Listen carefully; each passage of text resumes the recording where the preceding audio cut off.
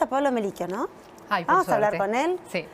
Pablo Meliquio, ¿cómo está? Muy buenas tardes. Nuestro consultorio, nuestro psicólogo para hablar de estas cuestiones también, ¿no? Digo, qué tema fuerte, qué les pasa a los niños, qué les pasa a los chicos, en este caso esta nena de 12 años.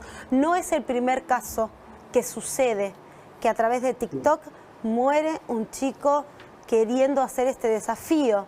Por eso hablamos también del control, pero ese es otro tema. Ahora, ¿qué pasa con una nena de 12 años? ¿A qué la lleva a hacer un desafío pero tan peligroso? Bueno, Vero, Ro, equipo, ¿cómo están? Yo la verdad estoy muy conmovido porque hasta hace un par de años también acá en Zona Oeste acompañé a un grupo de chicas y chicos que una compañera había hecho este mismo juego, entre comillas. ¿Hace cuántos años, Pablo? Perdón, ¿hace cuánto? Antes de la pandemia. ¿Antes de la pandemia? Sí, bueno, ya existía. Mira, ya esto existía. Es un juego, No, por eso sí. Esto es un juego que viene, un juego, vuelvo a decir entre comillas, que no estaba establecido en TikTok y ahora apareció como reto en TikTok. Pero también sucedía, más de un paciente también me ha dicho que de pibe o piba jugaron a esto. No son juegos, claramente, sino que ponen en riesgo la vida. Lo que sí creo que es importante como punto de partida para reflexionar, que yo mientras leía las noticias, en algunos lugares dicen una nena de 12 años jugando se suicidó, otros dicen una adolescente de 12 años. Bueno, este es el primer punto a reflexionar. 12 años todavía es una etapa muy intermedia, yo diría más una preadolescencia. No podemos decir que una nena de 12 años es estrictamente una adolescente, yo creo que es más una preadolescente, todavía tiene muchas cosas de niña, ahí la tía y algunos familiares estaban contando algunas cuestiones en las redes sociales, una nena que por quedar capturada por lo que TikTok ofrece o por la imposición de sus compañeros y compañeras, que es normal en la adolescencia, en la preadolescencia, empiezan a aparecer estos desafíos, no en la niñez. Milagros estaba en ese límite que les digo, entre niña y adolescente. Y es una etapa donde todavía te estás autoafirmando, estás aprendiendo a conocer tu cuerpo, tu campo mental. Y es normal que en esta etapa pasen estas cosas, no hasta el suicidio, pero sí que se pongan en riesgo por no saber qué están haciendo claramente, ¿no? Vos decís, Pablo, que no tenía conciencia de que las consecuencias podían ser fatales potencialmente. Porque yo pensaba en eso, ¿cómo a una criaturita no se le ocurre pensar que está la posibilidad potencial de que se quite la vida?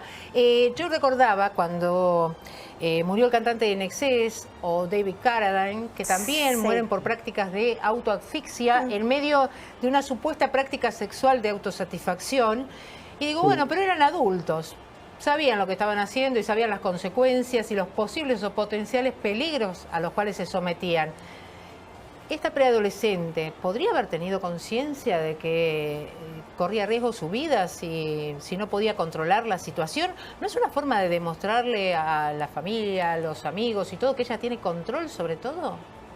Claro, está muy bien estos dos ejemplos que traes, que sí, que tuvieron que ver con juegos, con prácticas sexuales, con poner en riesgo, jugar con el borde entre la vida y la muerte, no en las niñeces, no en la preadolescencia, no hay una conciencia todavía de lo que llamamos el riesgo de la vida, el sentimiento trágico de la vida, todavía no hay preguntas existenciales, empiezan ahí. Yo creo que es más una nena que, con todo respeto para las familias, pues iremos viendo, porque también falta investigar, yo me juego más que es una nena que tratando de imitar y para no quedar detrás de la propuesta de jugar a esto y jugar con ese límite, se pasó y terminó suicidándose, ¿no?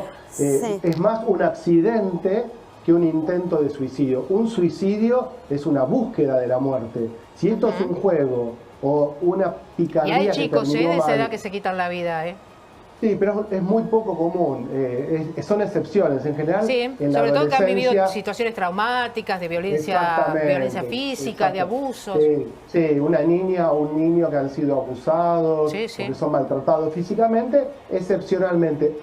Los registros que hay de suicidios son a partir de los 15, 16 en adelante, en la adolescencia plenamente establecida. Pablo. Acá todavía tenemos mucho de niña y de imitación por esa misma digamos, picardía e ingenuidad que tiene la niñez. Es clarísimo, estamos hablando de una nena de 12 años. Ahora mi pregunta es, ¿por qué los adolescentes, si bien, bueno, ella fue un accidente, no tenía la conciencia de que eso podía llegar a quitarle la vida? Ok, pero ¿por qué los adolescentes, los jóvenes, en esa etapa de crecimiento, de búsqueda quizás, o si están atravesando una situación triste, de depresión, si se quiere, 16 años. Es que me estoy acordando un caso, por eso quiero ir a la pregunta. Un caso de un suicidio en vivo. Esto sucedió en Japón. Fue hace el año pasado o hace 2 años. No importa. El caso fue terrible porque era una chica de 17 años, se pone frente de la cámara y en TikTok tomó veneno. Entonces, yo digo, ¿qué les pasa? ¿Qué les pasa? ¿Por qué recurren a esa plataforma? ¿Se sienten más acompañados, más contenidos? ¿Sienten que a través de la plataforma quienes están del otro lado que no conocen les va a prestar más atención que en su propio hogar, en su propio refugio donde debería ser estar con sus padres, con su familia?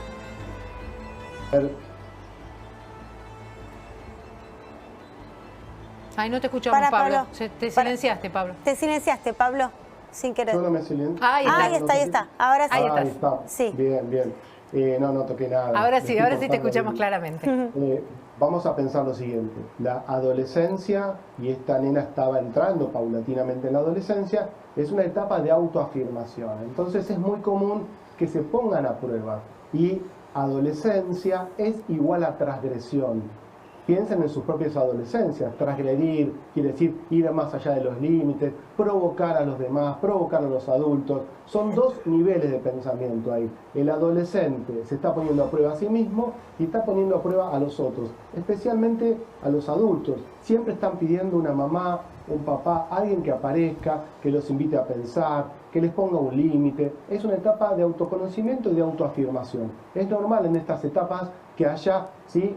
Por ejemplo, accidentes, comas etílicos, accidentes de tránsito. Hay unas dificultades con el manejo del cuerpo y de la cabeza porque todavía no se conocen. Digamos que la salida de la adolescencia, no es que uno en la adultez se conoce definitivamente, pero podemos decir que la adolescencia es la etapa de afirmación de la personalidad. Por eso también es la etapa de trastornos psicóticos, trastornos alimenticios, hay varios suicidios, hay depresiones, porque es una etapa todavía donde la estructura de personalidad se está armando. Entonces es probable que esta nena le haya faltado algún recurso para detenerse a pensar que eso que estaba haciendo podía matarla, ¿sí? Entonces llegamos tarde por una cuestión que le pasó a esta nena. Ese ejemplo que vos traés, Vero, también hay gente que se pone a jugar y también hay gente que le estaba pasando algo, no digo que sea el caso de esta nena de Milagro, ¿no? Pero hay gente que se pone en las redes y provoca un suicidio porque ya la estaba pasando mal y en definitiva quiere demostrar quiere la muerte potenciar al resto, ¿no? Claro, el mensaje. Ahora, Pablo, ¿cómo hacen los padres para controlar o no? Porque a lo mejor la idea es dialogar, es que los chicos comprendan cuáles son las barricadas, los límites que aparecen para que no sean o víctimas de las redes a partir de mensajes como este, o víctimas también de personas que cometen actos delictivos a través de las redes y que son adultos. ¿Cómo hacen los padres frente a una situación así? ¿Qué se hace? ¿Se les explica a los chicos? Se les cercena todo tipo de comunicación, se dice, bueno, desinstalar la aplicación, no tenés más contacto, no tenés más teléfono, no se usa más el teléfono. No, porque la prohibición instala el deseo. Cuanto más prohibís, más estás potenciando para que vayan en búsqueda de lo prohibido.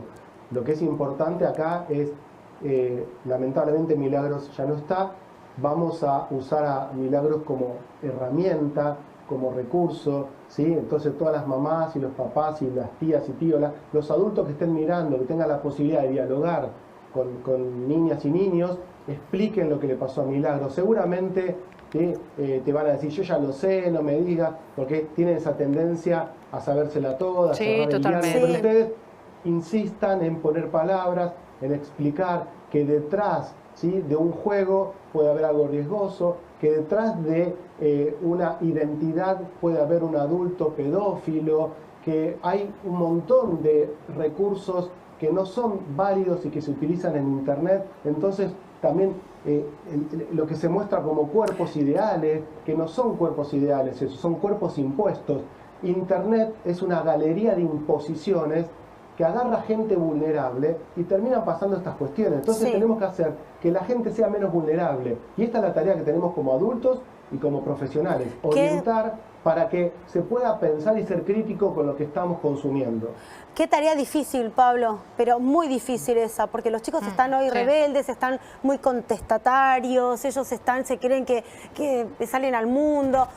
Sí, que uno es un atrasado, que uno es un australopithecus que quedó en la era precámbrica y no te escuchan. ¿Cómo? ¿Y en las escuelas no deberían también acompañar esto que tiene que ver con...? Sí. De hecho, bueno, no soy el único, pero yo suelo dar charlas acá en las escuelas de la zona sobre ESI. Dentro de ESI hay que explicar el uso indebido de las redes sociales, explicarles a las niñas y niños qué puede haber. Hay que seguir charlando, se necesita diálogo. Cuando hablamos en otras salidas de esta violencia, yo estoy diciendo todo el tiempo que el síntoma de la época es la violencia. ¿Pero por qué el síntoma de la época es la violencia? Porque hay escasa capacidad de escucha y de diálogo. No estamos escuchando, no estamos mirando, no estamos dialogando. Entonces creo que hay que salir de las burbujas. Pero, ¿sabes qué pasa, Pablo? ¿No? También en la casa se educa, en la escuela se enseña.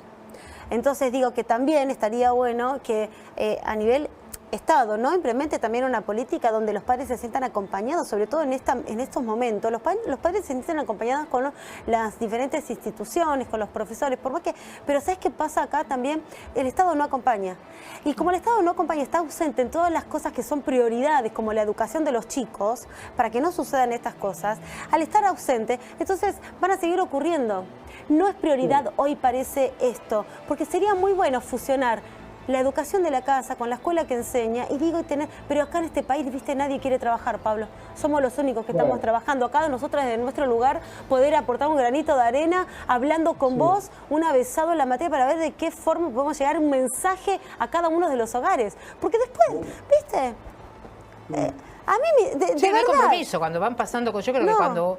los que preparan los programas educativos, aquellos pedagogos que están abocados justamente a la reformulación de muchos contenidos, deberían estar atentos a estas cosas también, porque forman parte de la cultura de los chicos permanentemente y casi que han invadido las actividades de los chicos en la mayor parte del día. Entonces, cercenar, reprimir, quitar no sirve. Bueno, ¿qué hacemos? Tratamos de que ese porcentual que están frente a los dispositivos sea productivo de alguna manera o por lo menos sea prolijo para que no corran riesgos. Sí, bueno, pero para eso, digo, mirá la función. A ver, vamos a articular las cosas que decías vos, Ro y Vero. Antes se decía que la escuela es el segundo socializador. El primer socializador es la familia. Sí. Lo que pasa es que a veces el hogar y la familia está en crisis, ¿sí? Está en crisis la familia, el concepto de familia, qué es una mamá, qué es un papá, qué significa criar, ¿no?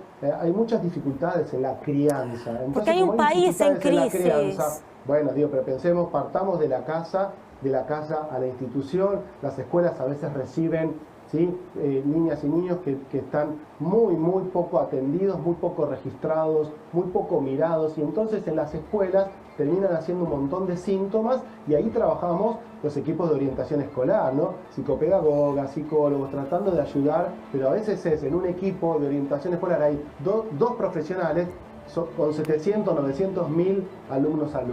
Hay que trabajar, y esta es la tarea que hacemos en los medios. Por eso por eso decía Pablo, por eso decía que los que hacen los programas tendrían que estar atentos a las falencias que hay ahora. ¿Por qué? Porque ustedes son los que trabajan dentro de la escuela y tienen que sortear el día a día, y muchas veces inclusive constituyéndose en denunciantes de situaciones que no se denuncian desde el hogar, y hasta corriendo riesgo porque a veces hay enojos, hay malestares y hay situaciones que tienen que atravesar ustedes, que sabemos que aquellos que están al frente de un aula o tienen que estar en un gabinete pedagógico tienen que soportar. Pero aquellos que tienen la obligación de delinear los sistemas educativos, de delinear los perfiles que van a aplicar por zona, de acuerdo a las características geográficas, socioambientales de una región, deberían contemplar ciertas cosas, ¿no? E ir incorporando elementos que puedan ser constructivos. Se necesita un GPS para los adultos. Hay que seguir pensando que cuando tenemos niñeces y adolescencia en riesgo social es porque está faltando, ¿sí?, la mirada y la presencia adulta y la orientación. Así que vuelvo a decir, la pregunta que queda abierta cada vez que hablamos o de Milagros o de Fernando, que digamos es ¿dónde están los adultos? ¿Por qué tenemos tanta violencia social? ¿Por qué las redes sociales pasan a ser, ¿sí?, los manuales donde la gente cree que se está instruyendo cuando en realidad se está destruyendo, porque está impidiendo la conexión real con el otro, ¿no? Interesante, magnífico lo tuyo, Pablo. Como siempre es un placer poder hacer este consultorio. Muchas gracias, te mandamos un abrazo enorme. Hasta el próximo lunes. Gracias, Pablo. Gracias. Chao, chao.